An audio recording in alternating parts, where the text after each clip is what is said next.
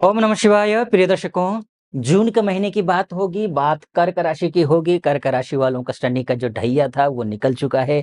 बावजूद इसके आप अभी तक राहत की सांस नहीं ले पाए होंगे। उसके कई कारण हैं।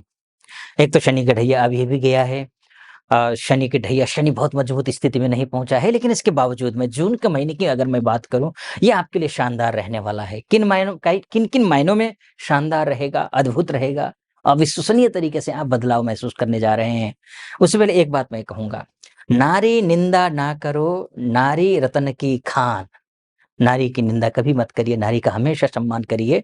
और मनुस्मृति में भी लिखा है ना, यत्र नार्यस्तु पूज्यन्ते रमन्ते तत्र देवता। जहाँ पर नारियों की पूजा होती है, सम्मान होता है, जहाँ पर नारियों का विशेष रूप से जो है उनका सम्मान किया जाता है, वहाँ पर साक्षात देवता निवास करते हैं। उसी तरीके से कबीरदास जी ने भी कहा है, नारी निंदा ना करो, नारी रतन की खान। नारी से नर होत है, नारी से अर्थात नर अर्थात पुरुष होते हैं। कैसे पुरुष होते हैं? पर ध्रुव प्रहलाद समान, ध्रुव और प्रहलाद के समान तेजस्वी, ओजस्वी, देदीप्यमान ऐसे पुरुष जन्म लेते हैं।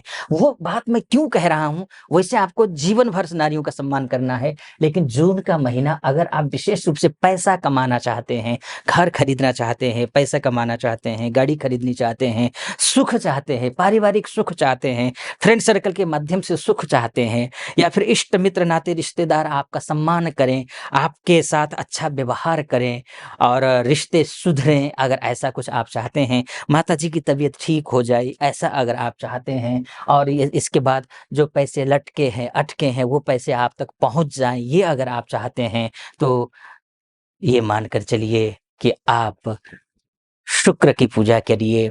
शुक्र इन सब के लिए एक माध्यम ग्रह हैं, और शुक्र को प्रसन्न करने का एक ही तरीका है, नारी का सम्मान करना, अपनी पत्नी का, अपनी कलीग का, अपनी बेटी का, अपनी माँ का, अपनी बहन का, इनका सम्मान करना। एक दूसरा तरीका एक ही है, वो ये है माँ भगवती दुर्गा जी की उपासना करना। ये दूसरा कारण है।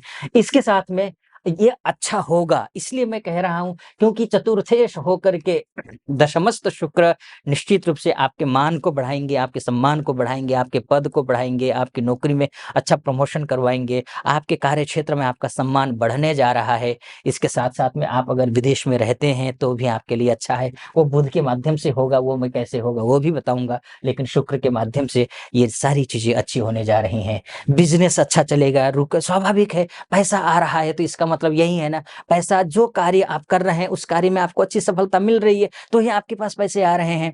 तो पैसा आ रहा है तो सब कुछ ठीक हो रहा है, तो इसका मतलब जो कुछ भी कर रहे हैं, चाहे बिज़नेस कर रहे हों, चाहे जॉब कर रहे हों, तो आपके लिए शुभ समय है। बस जो सावधानी बरतने के लिए मैंने कहा आपसे, वो सावधानी आप बरतिएगा। एक तो ये है। अब शुक्र की बात हो गई हमारी, शुक्र की बात होने के बाद जाकर के अब हम बात कर लेते हैं, सूर्य की बात कर लेते हैं। उससे पहले बुध की बात करता हूँ। सूर्य थोड़ा-सा कमज़ोर होने जा रहा है। क्यों जा कमज़ोर होने जा रहा है? किन मामलों में कमज़ोर होगा?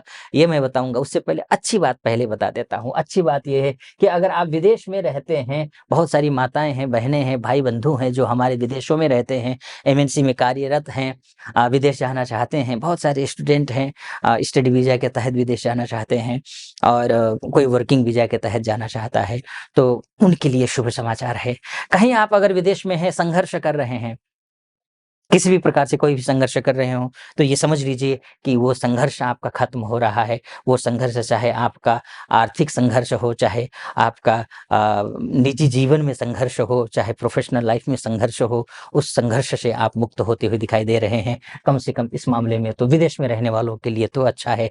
लेकिन स्वदेश में रहने वाले थोड़ा-सा सावधान रहें, ये ज़रूर मैं बोलूँगा। लेकिन हाँ, मिथुन राशि में अपने ही घर में जाएँगे तो शास्त्र कहता है, स्वस्थः स्वगृहे, यानी कि अपने घर में ग्रह स्वस्थ हो जाता है, मजबूत होता है। जब आप स्वयं मजबूत हों, आपका शरीर रोग से लड़ने के लिए जो प्रतिरोधक क्षमता आपकी अच्छी हो शरीर में, तो आप फाइट कर सकेंगे, आपके शरीर फाइट कर सकेगा, आपकी एनर्जी लेवल अच्छी हो जाएगी। लेकिन हाँ, विघ्न बाधाएँ आएँगी अगर आप डोमेस्टिक लेवल पे जॉब कर रहे हैं या फिर अपने ही देश में जहाँ आपका जन्म हुआ है, वहाँ आप कार्यरत हैं तो।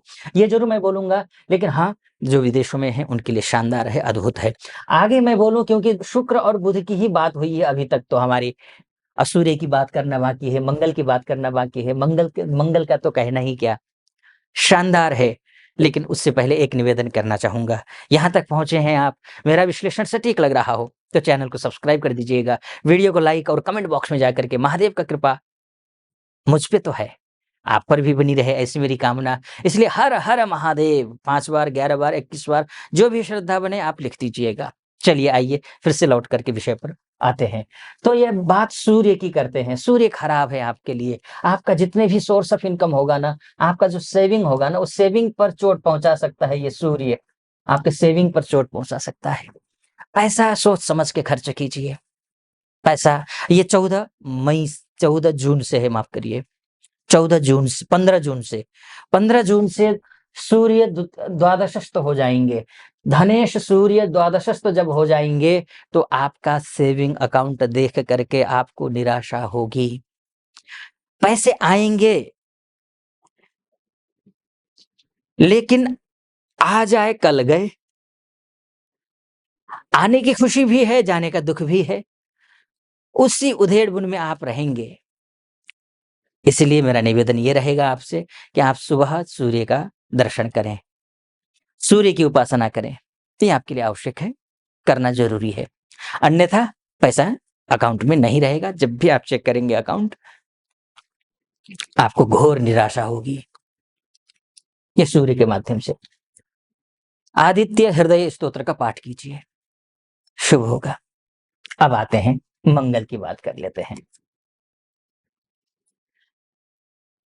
मंगल अभी तक क्या कर रहा था कि मंगल खराब था, देखिए अपमान आप झेल रहे थे।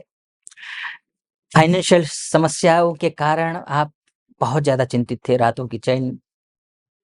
की नींद, दिन का चैन खो गया था।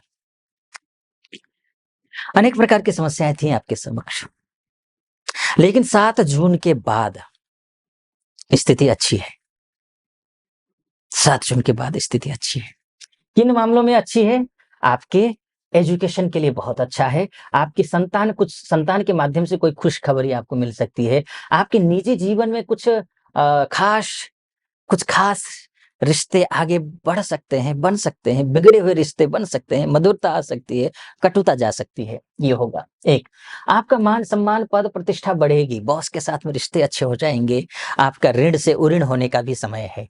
लेकिन उससे पहले एक बात ध्यान रखिएगा, 7 जून तक ध्यान रखिए, एक श्लोक आता है ना, यावत् स्वस्थो हि अयं देहः, जब तक ये शरीर स्वस्थ है, यावत् मृत्युश्च दूरतः, जब तक मृत्यु दूर है, तावत् आत्महितं कुर्यात्, तब तक आप अपना स्वयं की रक्षा करिए। प्राणान्ते किम करिष्यति, जब प्राण चले ही जाएँगे तो क्या ही कर लेंगे।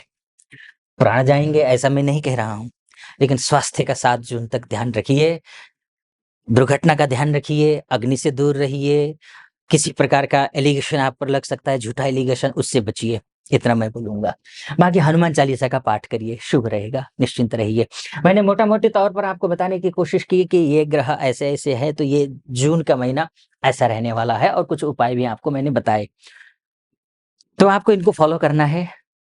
वास्तव में मैंने मार्ग बताया है कि जून का महीने में ग्रहों के हिसाब से, गोचर के हिसाब से मार्ग प्रशस्त हैं, अच्छे हैं। फूल बिछा हुआ है, लेकिन आपकी कुंडली क्या कहती है? मायने तो ये रखता है। आपकी कुंडली अगर दिखाना चाहते हैं आप, क्योंकि आपकी कुंडली आपका डीएनए है, देश में रहते हो या विदेश में रहते हो, महिला हो या पुरुष हो, तो नीचे नंबर है, उस नंबर पे कॉल कीजिए, व्हाट्सएप कीजिए, मेरी टीम से बात कीजिए, अपॉइंटमेंट ले लीजिए, मैं निर्धारित तिथि पर आपकी कुंडली का विश्लेषण करूँगा। आप सुखी रहें, संपन्न रहें, महादेव की कृपा आप पर बनी रहे, ऐसी मेरी कामना। सटीक लगा हो, सब्सक्राइब, लाइक और कमेंट ज़रूर कर दीजिएगा। फिलहाल अनुमति दीजिए। ओम नमः शिवाय।